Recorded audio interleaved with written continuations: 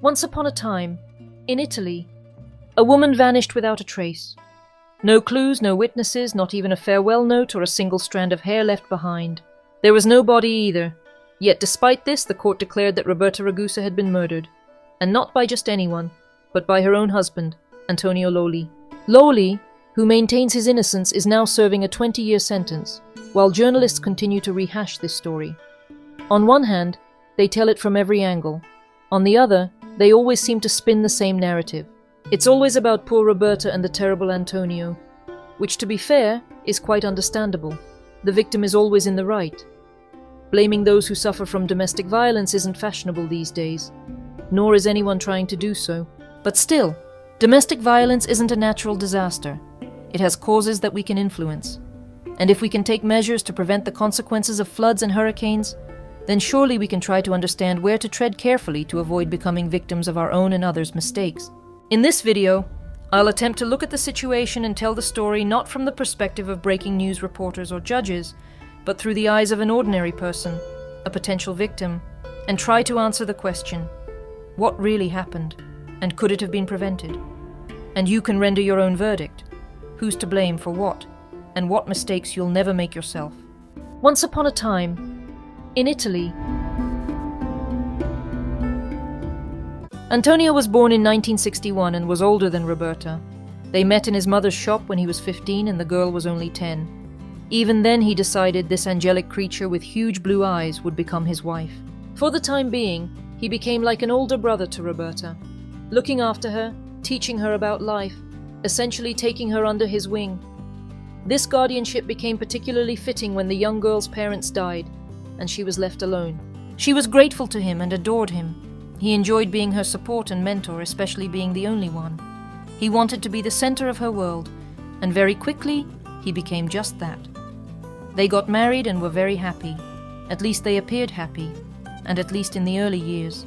The family lived in a large villa, gifted to them by Antonio's parents, whose house stood nearby on the same plot.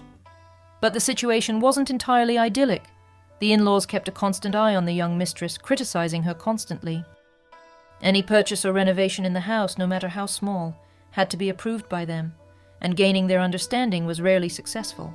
Roberta understandably didn't like this very much, but she didn't engage in open conflict, deciding that for the sake of the children's peace she would endure.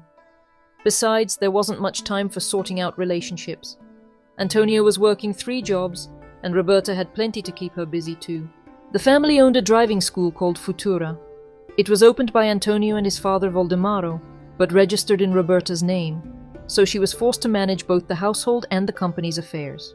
Actually, she was interested in fashion, and would have liked to open a clothing store. But life had taught her early on that even when your head is in the clouds, your feet should be firmly on the ground.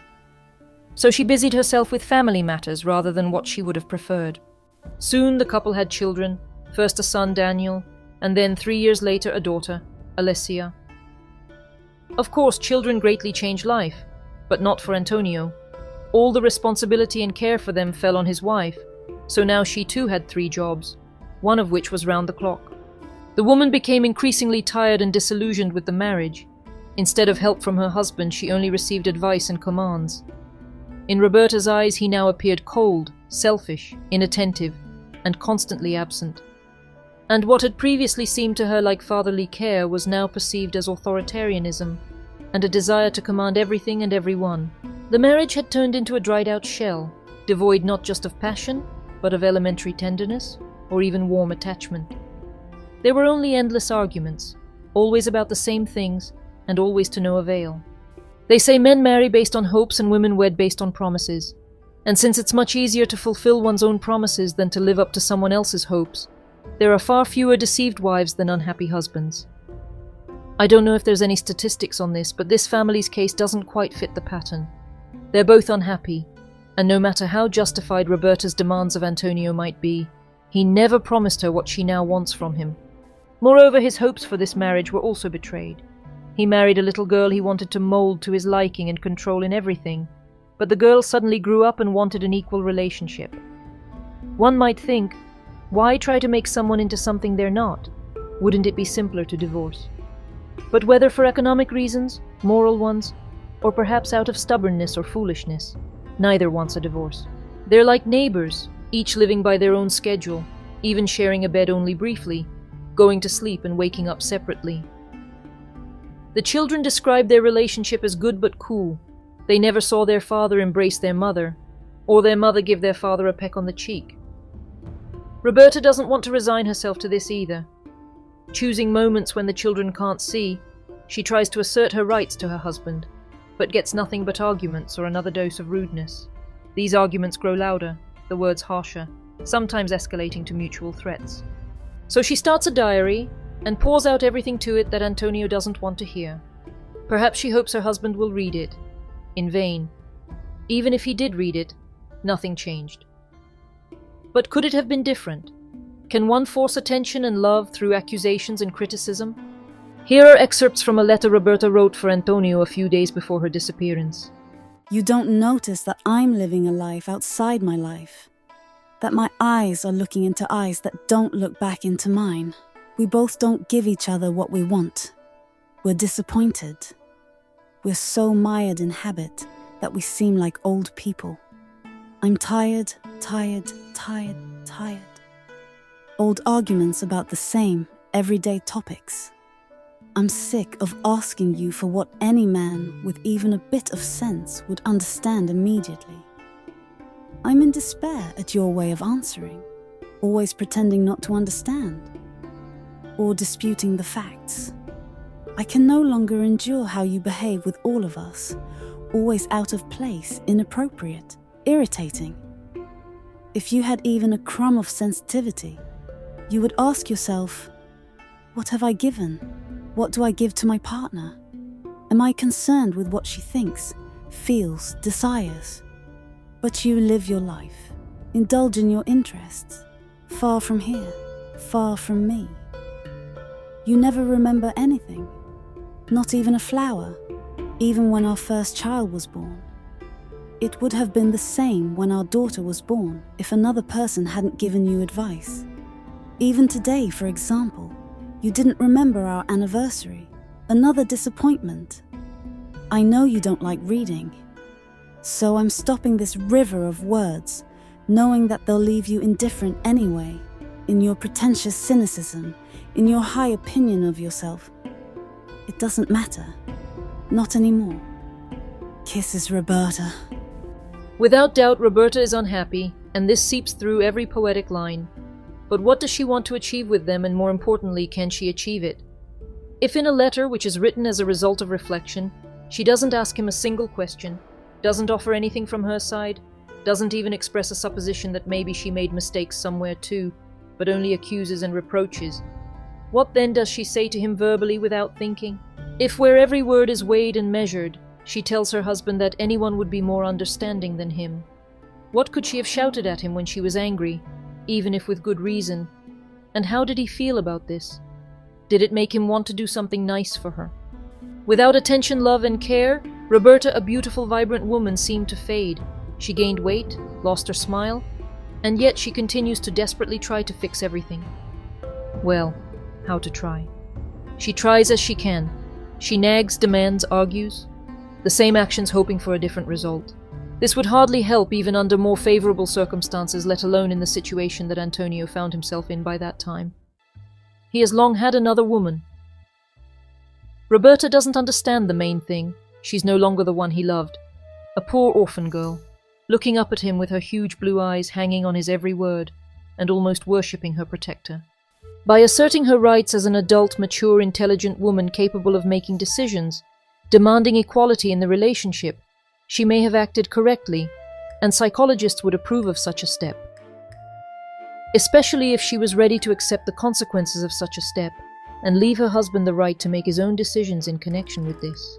After all, it's not that Antonio is a capricious tyrant, forcing ladies to obey for entertainment. He simply doesn't know how to communicate with adult women. He's not ready for equality. He needs to be an absolute ruler with a submissively obedient wife. His profile is that of little frightened girls who need to be saved and are easy to guide. And he found such a girl to replace the one he lost in Roberta. Sara Calzolaio had just turned 20. She was half Antonio Lollo's age, and moreover she was left an orphan by her father. And what luck, the girl came to the Futura driving school to learn how to drive. First, Lolo taught her to drive, then invited her home to work as a nanny, then took her as a secretary at the firm.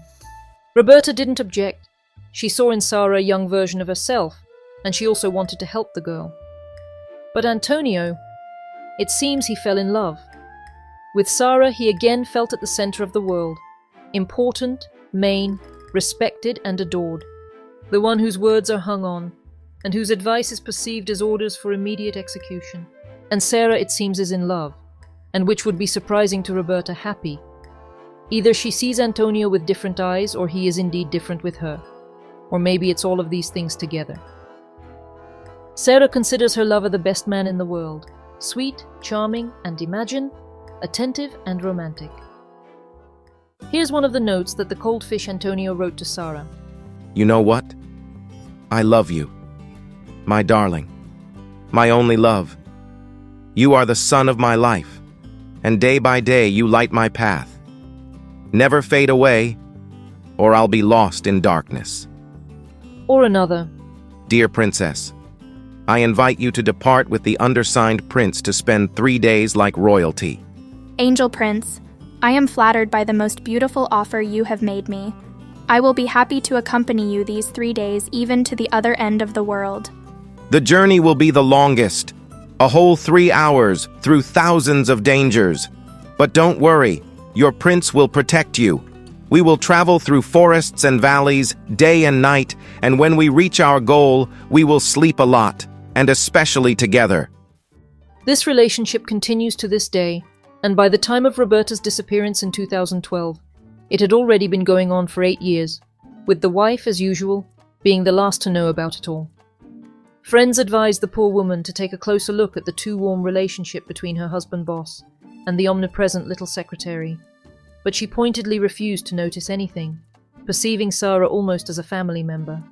Besides, the girl belongs to Jehovah's Witnesses, and they are very strict about relationships with married men. Well, Sarah may belong, but Antonio doesn't, and Roberta knows better than anyone how much and how easily her husband lies. A lot and easily.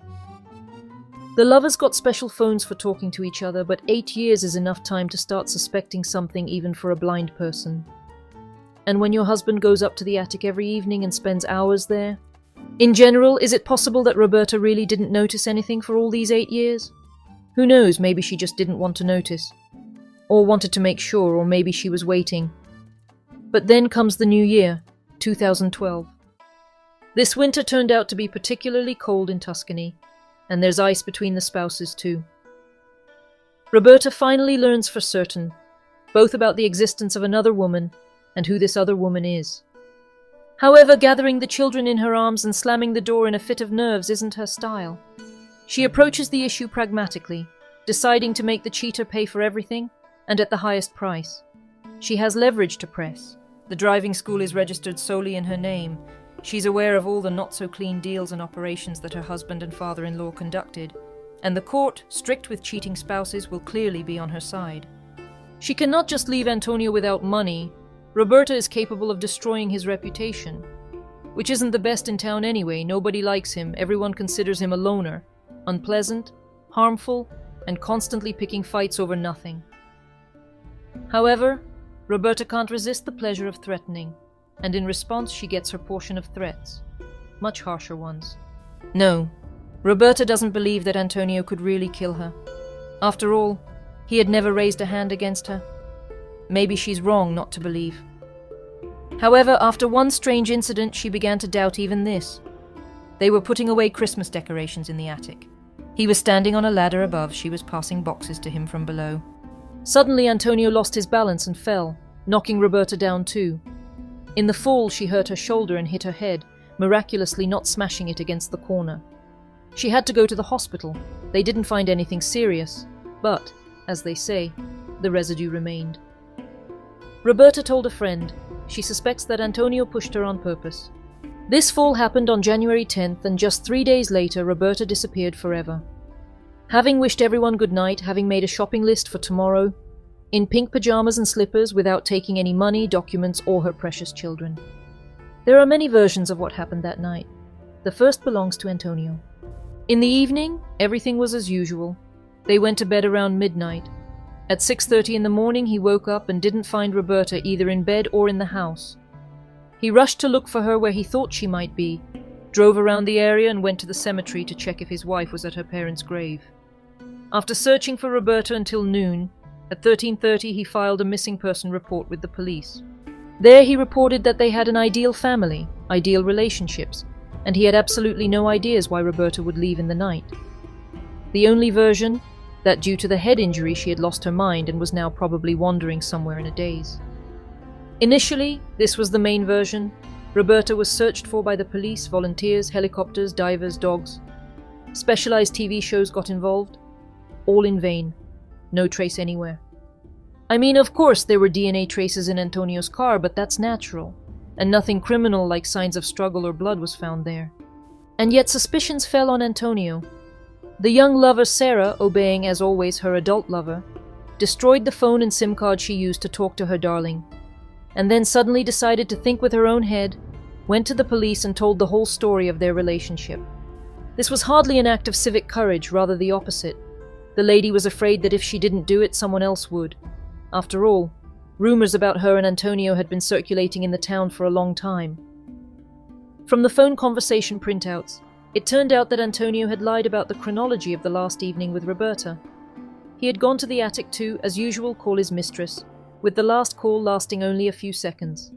In vain did Sarah try to convince the investigators that Antonio was just such a romantic. He called only to say, "I love you," and hung up. The police didn't believe it and assumed that the call was cut short because Roberta caught her unfaithful husband in the act. This was enough for Antonio to turn from a witness into a suspect, but a call to a mistress and the murder of a wife are still different things, and while he confessed to the first, there wasn't even evidence for the second.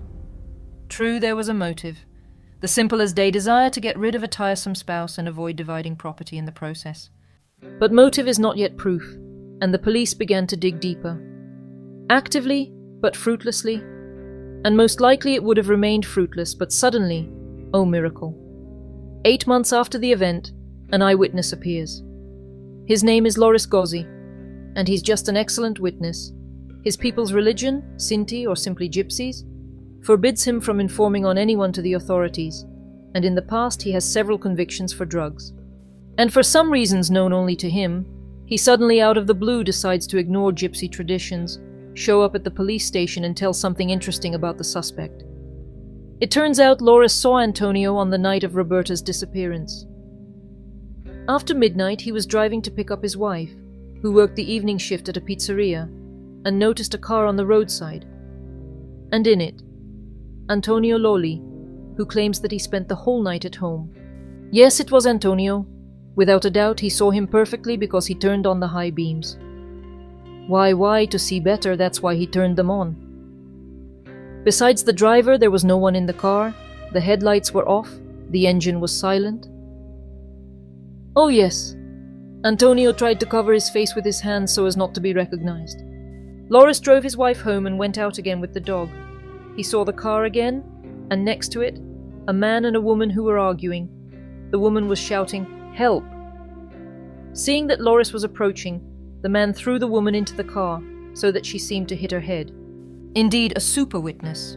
It's unclear, however, why he was silent for 8 months and why he suddenly decided to come forward now. Moreover, many criminologists believe that after such a long period as 8 months, memory inevitably distorts events, stretching fantasies over reality. But the investigators pay no attention to this. The only discrepancy that, in their opinion, remains in the case is the absence of a body. And it's not that the principle "no body, no crime" is present in the Italian criminal code. They just need to somehow explain where it disappeared to. And an explanation is found. According to the energy company's data, that night, for some reason, the long-unused cemetery crematorium was turned on. Given that one of Antonio's jobs is as an electrician at that very cemetery, this indeed explains a lot. But there are nuances here too. After all, there must be some guard at the cemetery. What can he say about this? Unfortunately, nothing. In 2016, he committed suicide by throwing himself under a train, not far from the Logli family's house. A drug addict. What can you expect? True, the deceased's relatives believe that the suicide is connected to what happened that night at the cemetery. Apparently, the guy who worked there as a guard was beside himself after what happened, nervous, jittery, as if tormented by guilt and afraid of something. Maybe, having accumulated debts he bought into someone's offer to pay for the turned-on crematorium, or even for something worse. Alas, all this will remain speculation. In 4 years, the investigation didn't ask the guard anything, and now there's no one left to ask. In general, if we take into account only the listed facts, and journalists mostly talk about them, the case turns out to be somewhat far-fetched, and the main argument in it is that all the judges unanimously found Logli guilty. A completely different feeling arises if you read the court decisions. Besides the fact that not everything is so unambiguous, and in fact, the court of first instance acquitted Antonio, it turns out that there is much more evidence of Antonio's guilt, and some of it is quite unpleasant. True, they too only amount to circumstantial evidence, but there's a lot of it. And altogether they at least explain why the investigation and the rest of the judges are so convinced that Roberta was killed by her husband. For example, because there is testimony. After Roberta's disappearance, Antonio cleaned the pavement in front of the house gates with a metal scraper and washed it thoroughly. Or because when information about a witness who saw Antonio that night leaked to TV, he arranged an investigative experiment with a friend. They checked whether it was possible to recognize a person's face from such a distance. Not evidence in itself, but they checked the visibility not on the street that was mistakenly named in the news, but exactly where everything really happened, which only the investigators knew about. And why then did Antonio know the exact place, if not because he was actually there? In short, Antonio gave himself away with this check. Another oddity. In the morning, Logli went to look for his wife among the neighbors with her photo, but for some reason, he only went to Loris Gozzi, who had seen him on the road. He insisted on inspecting the apartment, came back again after lunch. Loris's family got the feeling that Antonio wasn't coming for his wife at all, but to check what the owner knew. But what influenced the court most wasn't even the star witness, but the defendant himself, or rather his constant lying. On the judge's table was a recording of Logli's conversation with his mistress, where he reproaches her for her only, but big flaw, the habit of telling the truth. Whereas the truth should never be told, there will always be a lie suitable for the occasion. Even without this recording, it was clear from Antonio Logli's behavior that sincerity and openness were, to put it mildly, not characteristic of him. Of course, you don't get a life sentence for lying, like for murder, and the Italian criminal code stipulates that a guilty verdict is only possible when there is not a single reasonable doubt. Debates about whether there is ground for these doubts in Antonio Logli's case are still ongoing, although the final verdict was delivered back in 2019. According to it, Antonio Logli is guilty of murdering his wife, and this is how it happened. Roberta, already prepared for bed, was eavesdropping on her husband's phone conversation with his mistress, and was discovered. She got scared and ran through the fields near the house in fear for her safety. Logli got into his Ford Escort car and waited on the street for his wife to come out of the fields onto the road. This is when Gozzi saw him. Realizing that he had been recognized, despite his attempt to hide his face with his hand, Logli changed cars and got into his wife's Citroen C3. Then he intercepted Roberta, forced her to get into the car and took her to an unknown place where he killed her, and the next day he appeared with an obvious scratch on his face, received during the argument that witnesses had observed. None of the alternative hypotheses like suicide, sudden amnesia, or voluntary leaving home seemed even slightly plausible to the court. The motive for the murder was determined to be the deterioration of marital relations and the defendant's intention to get rid of his wife without the property losses that would be inevitable in a divorce. Since the case was considered in a simplified procedure, the defendant could not receive more than 20 years. This maximum term in this case was given to him. To this day, he continues to claim that his wife left the house on her own and is now basking in the sun in some tropical country. He hardly believes this himself. The children were everything to Roberta, the meaning of life and light in the window. She would never have left them, and everyone who knew her is absolutely sure of this. And it's unlikely that Roberta, organized and punctual to the point of mania, would have gone to warm countries in her pajamas without money, phone, or documents. After Roberta's disappearance, Sarah moved into Antonio's house. According to one version, after 2.5 months, according to another, after 1.5 years. The children, who were 15 and 12 at the time, accepted her. They speak extremely well of Sarah, thanking her for help in a difficult moment. They don't believe in their father's guilt, just as they don't believe that their mother is gone.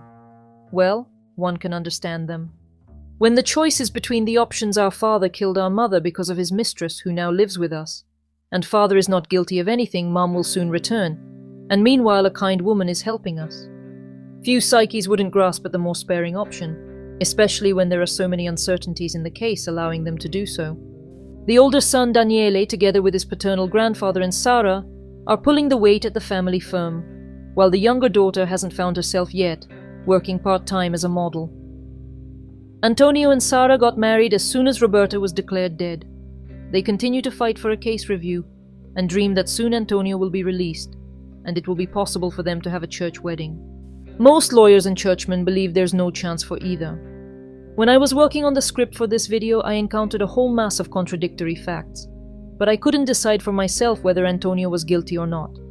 At some point, I even developed my own version. Antonio was indeed chasing Roberta that day, but to bring her home, not to kill her. He stubbornly doesn't admit to this, fearing that he won't be believed. And maybe the woman was killed by someone else who happened to be nearby, for example, the same cemetery guard. You can quite well form your own opinion about what happened that night. It's unlikely that new evidence or circumstances will ever appear to refute it. But is this the most important question? Perhaps it's more important to understand how it happened that two people ruined each other's lives, instead of divorcing in time. Roberta wanted a perfect family and a perfect husband, long tried to force herself to love, and to love not just anyhow but only as she needed. And even when she realized she had failed, she decided to play her husband's infidelity as a trump card, to leave him without a penny. Antonio was in a marriage with a woman who had long become a burden to him, and had an 8-year secret romance with one who suited both his heart and character. But he didn't want to divorce, because he didn't want to be left without a penny, and didn't seem to intend to share at all. The result, Antonio, no longer young, will sit in prison until old age at best. Roberta most likely lost her life, and even if not, she still ended up without the family she fought so hard for. And all of this could have been avoided by simply agreeing with each other about a divorce. The Logli family's wealth was about 3 million euros. Was the desire not to divide it, but to necessarily leave the other without a penny, worth the horror that fell upon all participants in this story? Once upon a time, in Italy.